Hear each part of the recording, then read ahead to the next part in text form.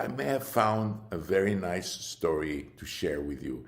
You probably, most of you know it, but just in case you don't. Hello, do you have any regrets today?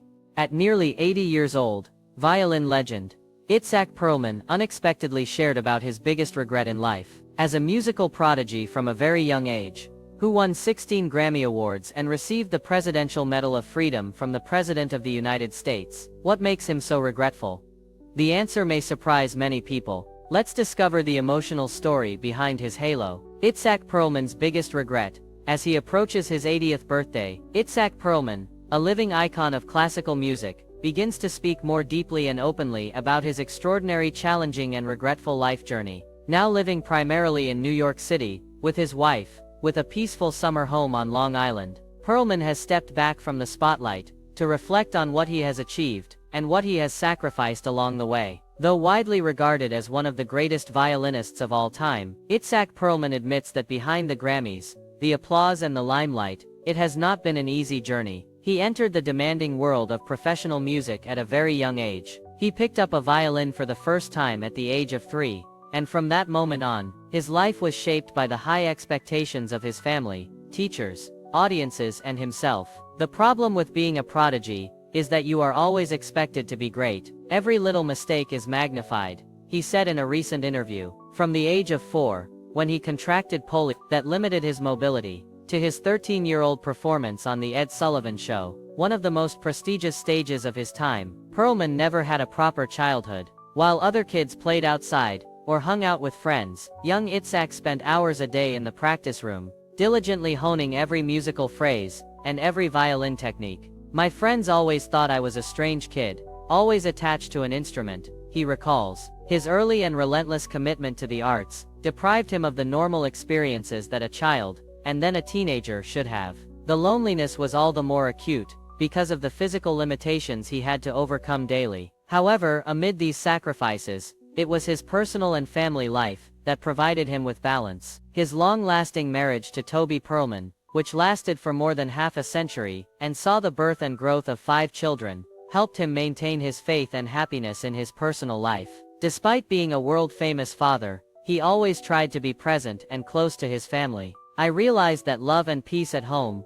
were more important than any applause, he once shared. Today, in his twilight years, Itzhak Perlman's focus is no longer on performing, but on education, a mission he pursues with all his heart. Through the Perlman Music Program, which he and his wife founded in 1994, he inspires and nurtures the next generation of artists. Unlike his own experience, the program does not impose, but creates an environment where students can develop their talents in a fun, humane and stress-free way. I want to give my students what I didn't have, a solid foundation in technique, but still a pure passion for music. Although he was once one of the world's busiest performers, Perlman now finds greater satisfaction in seeing his students grow, become confident, and love their art in their way. He considers this the most precious reward of his later years, a legacy that goes far beyond classic recordings or prestigious awards. Despite his global fame for his extraordinary talent, few people know that Itzhak Perlman's childhood was not as peaceful as the melodies he played. What created the extraordinary determination inside this little boy, who had to fight illness, and live under the pressure of being called a child prodigy? Music and illness. Itzhak Perlman's extraordinary journey is not only the story of a musical genius, but also of overcoming illness and social prejudice from an early age. He was born on August 31, 1945, in Tel Aviv, then part of British Palestine. His parents were Polish Jews, who had emigrated in the 1930s, to escape the growing anti-Semitism in Europe. Perlman's childhood was marked by political turmoil, poverty, and social unrest, so much so that a stray bullet landed near his crib as an infant. Despite his turbulent upbringing, Perlman's musical talent was surprisingly evident early. At the age of 3, he was captivated by the sound of a violin recital, playing on Israeli radio. More than just a child's curiosity, Perlman quickly sang along to complex tunes, and told his mother, "I want to be a violinist when I grow up." Seeing their son's passion, his parents bought him a toy violin. In a short time, he taught himself to play some basic tunes, demonstrating his natural ability to imitate and appreciate music. However, the limited sound of the toy violin did not satisfy Perlman. The 4-year-old boy longed to touch a real violin. Tragedy struck when he was 4. Perlman contracted polio, a disease that paralyzed his lower body, and left him unable to walk without assistance. After nearly a year of being bedridden, he began using crutches and leg braces to move around. For a child who had just touched the world of music, it was a big shock.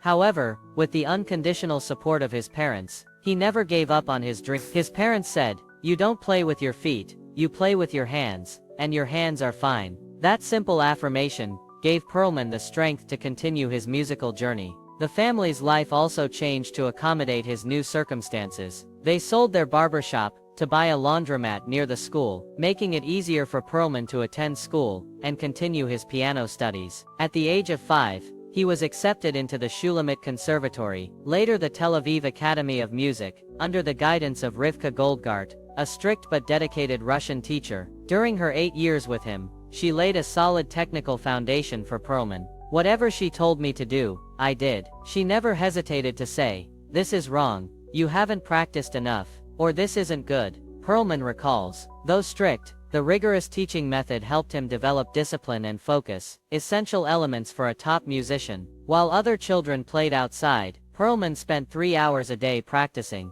This not only made him different, but also isolated. "My friends always thought I was weird, not because I could barely walk, but because I practiced the violin all the time," he recalls. But the effort was not in vain. Just a few years later, at the age of 10, he gave his first public solo performance, a milestone that signaled that a professional musical career was on the horizon. All the while, his parents were constantly looking for a cure for their son. They tried everything from diets to superstitions, burning parchment, drinking raw egg yolks, and even mercury drops. "They didn't realize that my condition was irreversible," Perlman says. Though none of these methods worked, his parents' love and determination had a lasting impact, nurturing his optimism and incredible will. It was this combination of pain, passion and drive that made Itzhak Perlman the Great.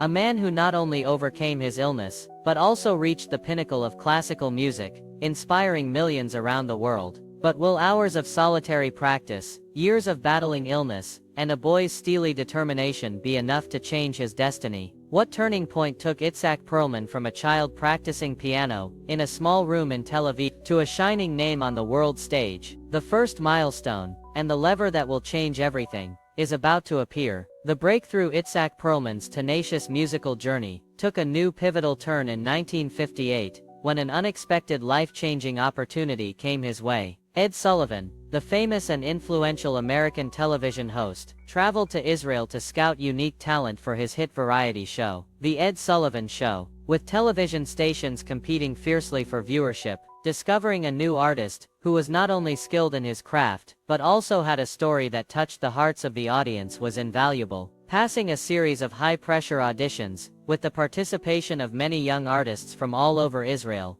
13-year-old Itzhak Perlman quickly stood out. His musical talent was undeniable, but it was his powerful personal story, a boy on crutches, battling polio, yet passionate and skilled at the violin, that caught Sullivan's attention. "I was the perfect candidate," Perlman later said, half-jokingly. "I was chubby, on crutches, young and cute, and I played pretty well." It was a rare combination of inspirational iconography and top-notch musicianship, something any television producer would crave. In November 1958, Itzhak Perlman made his American television debut on The Ed Sullivan Show. His performance was not only astonishing, but also deeply moving. A young but determined audience, sitting calmly, his hands skillful, and his paralyzed legs not hindering his burning passion for music. Overnight, Perlman's name spread across America. This appearance was not just a performance, but a gateway to a bright artistic future. Perlman returned to the Sullivan stage many times in the years that followed, most notably in 1964, when he was just 18. That night, he performed the third movement of Wieniawski's Violin Concerto No. 2, a technically demanding piece, and interestingly, the broadcast also featured the Rolling Stones, making for a historic performance. After his first appearance on American television, Perlman and his mother moved to New York to pursue further education and art. Despite many difficulties, from language barriers to homesickness, Perlman was undaunted. He attended the prestigious Juilliard School, where he was trained by two violin masters with opposite methods, Ivan Galamian and Dorothy DeLay. Galamian was strict, technically oriented, and highly disciplined. If you do what I tell you, you will play well. Delay, on the other hand, encouraged personal exploration, constantly asking students to find the right path for themselves. Does that work? Why not? It was this combination of hard discipline and soft critical thinking that helped Perlman develop a deep and flexible musical style. The turning point in his career came in 1964, when Perlman, then 19, won the Leventric competition, one of the most prestigious and rare musical awards of the time. Not awarded annually, but only when there was a worthy candidate. The Leventric was a powerful testament to his outstanding artistic talent. The victory was not only an honor, but also a ticket to perform with the top orchestras in the United States, thus officially marking the beginning of his international performing career. However, along with the joy of victory, came an unexpected incident. The precious 1740 Guarnerius violin, lent by Juilliard for his participation in the competition, was stolen shortly after the celebration. The instrument, worth between $25,000 and $50,000 at the time, the equivalent of hundreds of thousands of dollars today, was left behind in a moment of carelessness, and disappeared without a trace. Fortunately, just a day later, the instrument was found in a pawn shop in Times Square. The incident served as a test of Perlman's newfound fame, and emphasized that every success, no matter how great, must be carefully preserved. From a boy who was bedridden with polio, to a young artist who rocked the Carnegie Hall stage, Itzhak Perlman has captivated audiences, not only with his innate talent, but also with a vivid story, perseverance, dedication, and gratitude. But what made him not only beloved as an artist, but also hailed as a global icon? Discover how a life of music transcended borders to touch the hearts of millions around the world. Accolades and global recognition. Few classical musicians have achieved the level of global recognition and acclaim that Itzhak Perlman has garnered throughout his extraordinary career. From presidential inaugurations to prestigious concert halls, his virtuosity has captivated audiences across continents, solidifying his reputation as one of history's most celebrated violinists. Perlman's artistry has been showcased at numerous White House functions across multiple administrations. In 2007, he performed at a state dinner honoring Queen Elizabeth II, hosted by President George W. Bush. Additionally, he participated in President Obama's 2009 inauguration, premiering a piece specially composed by John Williams, alongside Yo-Yo Ma, clarinetist Anthony McGill, and pianist Gabriela Montero.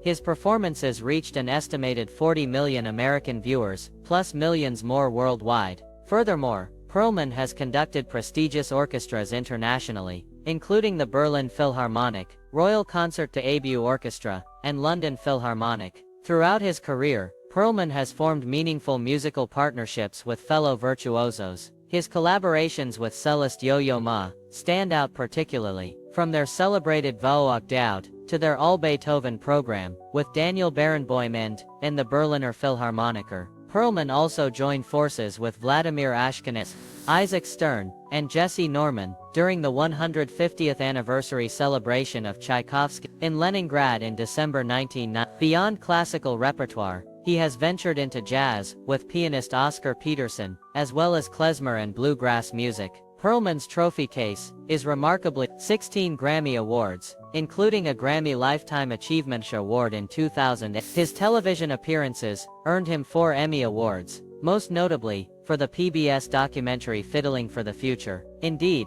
presidential recognition has been abundant. President Obama bestowed the Presidential Medal of Freedom in 2030. President Clinton awarded him the National Medal of Arts in 2000. And President Reagan presented him with a Medal of Liberty in 1986. He also received the prestigious Kennedy Center honor in 2003, celebrating his distinguished contributions to American cultural life. With such a profound impact, what moments in Itzhak Perlman's career stand out to you the most? His performance at the presidential inauguration, his legendary duets with Yo-Yo Ma, or the prestigious awards he's received? And what do you think makes him a timeless great? Please share your thoughts in the comments section below. We would love to hear from you. And don't forget to like the video, and subscribe to the channel for more interesting updates.